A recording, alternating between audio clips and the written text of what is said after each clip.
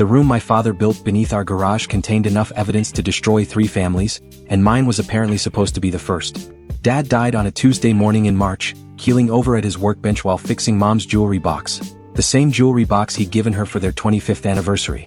The paramedics said it was massive cardiac arrest, probably instantaneous. One moment he was there, tinkering with the tiny hinges like he had 1,000 times before, and the next he was gone, his reading glasses still perched on his nose, his coffee still warm. We buried him on a gray Thursday that felt like the world mourning with us. Harold Mitchell, age 62, survived by his wife Carol and son Jake. Devoted husband, loving father, 30-year employee at Midwest Insurance, volunteer firefighter, Little League coach. The obituary made him sound like a saint, and honestly that's exactly what he'd been to me. Growing up, Dad was my hero in the quiet, steady way that the best fathers are. He taught me to throw a curveball, helped with my algebra homework even though numbers weren't his strong suit, and never missed a single one of my baseball games, not even the ones where I struck out 3 times. When I went through my angry teenage phase, questioning everything and everyone, Dad just listened with infinite patience, never lecturing, never judging. After Mom and I got through the immediate aftermath, the funeral, the casseroles from neighbors, the endless paperwork that death demands, we started the grim task of sorting through his belongings. Mom couldn't bear to go through his personal things yet, so I volunteered to start with the garage, figuring it would be the easiest place to begin.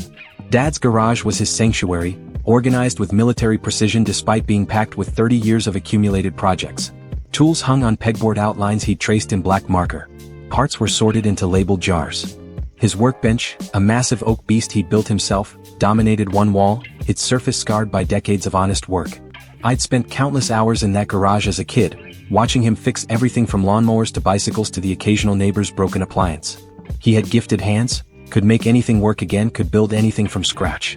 The garage smelled like motor oil and sawdust and Old Spice, a combination that still instantly transported me back to being 8 years old, handed a wrench I was barely strong enough to hold. But something felt different now. Maybe it was the absence of his humming. Dad always hummed while he worked, old country songs from the radio. Maybe it was the way shadows fell differently with him gone. Or maybe it was the way I was seeing the space with adult eyes instead of a child's wonder. I started with the obvious stuff, sorting tools that might have value from those that were just worn out, boxing up paint cans and chemicals that needed proper disposal.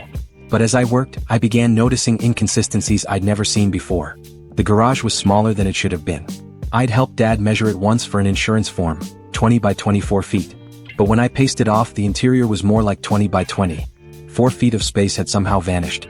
I initially blamed my memory, but the discrepancy nagged at me. I found the original blueprints in Dad's filing cabinet. He kept everything, and confirmed the dimensions.